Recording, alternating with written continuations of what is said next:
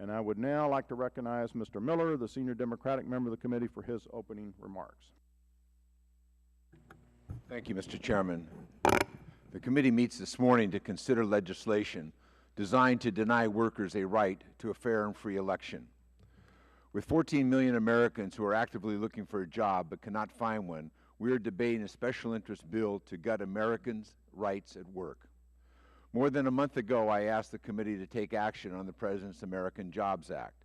To date, the committee has not held a single hearing on that jobs bill or any jobs bill. Nothing on teacher jobs, nothing on construction jobs, and nothing on the long-term unemployed. Instead, today we have before us a bill to shut down workplace elections. It is more accurately called the Election Prevention Act. This bill will not create a single job. This bill will not provide help to the millions of Americans struggling with stubbornly high unemployment. This bill will not help people like Mary Kay from New Jersey. She has sent out more than 1,800 applications, has gone door to door looking for a job for 3 years. After 39 years of full-time work, she is struggling to understand why she is suddenly so unemployable. This bill will not help people like Lee from New York City, a Vietnam vet. Lee has exhausted all of his unemployment benefits. Despite having a graduate degree, he cannot find a job after 3 years. Lee says he only wants a job, not a handout. This bill will not help the next generation of Americans who have the misfortune of graduating in the midst of the Wall Street financial scandals and crises. For example, Alan from California got his degree from San Jose State and has been struggling to find a full-time job since 2008. He still lives with his parents. His American dream is on hold. These stories are representative of the hundreds we have received during the committee Democrats' e-forum on jobs. These Americans aren't asking for anything but a chance to put on a suit and a tie, or with their work boots, or their aprons, or their nurses' gowns, or their doctor's stethoscopes, and go to work. Hardly a radical agenda. That's why it is so frustrating that this committee is continuing to focus on attacking workers' rights, the fundamental rights they have at work, instead of solving the jobs crises. Mr. Chairman, these attacks promise to inflict real harm on working families. The exercise of these rights help give us a strong middle class.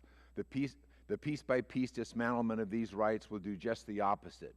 We've already seen the majority push through a bill to strip the only effective remedy from the National Labor Relations Board arsenal to deal with unlawful outsourcing, correctly dubbed the Jobs Outsourcers Bill of Rights. That bill would make it easier to ship existing jobs overseas. We have seen that when the NLRB simply enforces the law on behalf of workers, the House majority raises holy hell. The agency has been met with unprecedented attempts by this Congress to interfere with open cases, threatening workers' constitutional due process rights to a fair and free trial free from political interference. And now today we meet so the majority can push through the next anti-worker bill. The Elections Prevention Bill would deny workers a right to a free and a fair election to form a union. It does this by adding months or years of long delays to encouraging frivolous appeals to gum up the election process. It effectively blocks attempts by the National Labor Relations Board to eliminate avoidable delays in current law.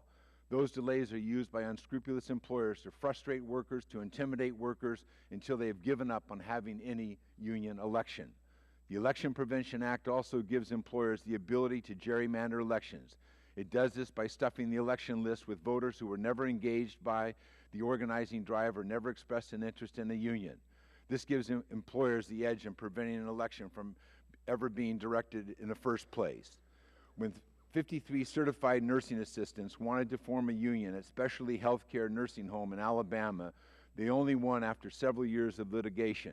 With this bill, the majority is now trying to override that decision and strip those workers and workers like them, these nurses, their right to push for better working conditions in what is a very tough job.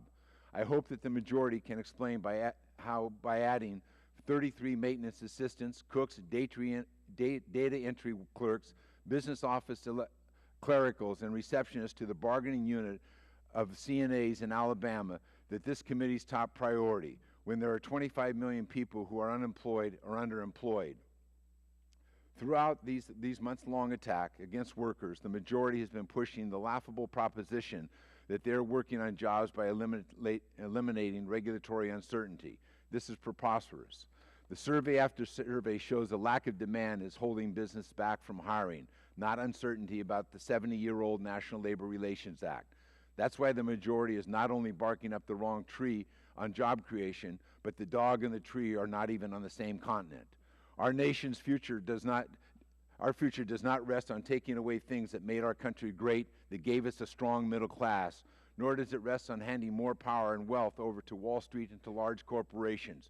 Rather, our nation's strength depends on how fair a shake the American worker gets. Because when workers are fairly rewarded, they also create jobs, they support local businesses, and they rebuild the middle class. Our nation's strength depends on the ability of Mary Kay, Lee, and Allen to get good jobs so they can again contribute to our nation's prosperity. That's the key to real, lasting economic recovery. Taking away those working people's ability to fight for a middle class only allows the top 1% to pile on more of the wealth that Americans' hard work produces, while the rest of the country falls further behind. This bill is a mugging of these workers in their workplace, and a mugging is always a radical act, Mr. Chairman, and I urge our colleagues reject this bill.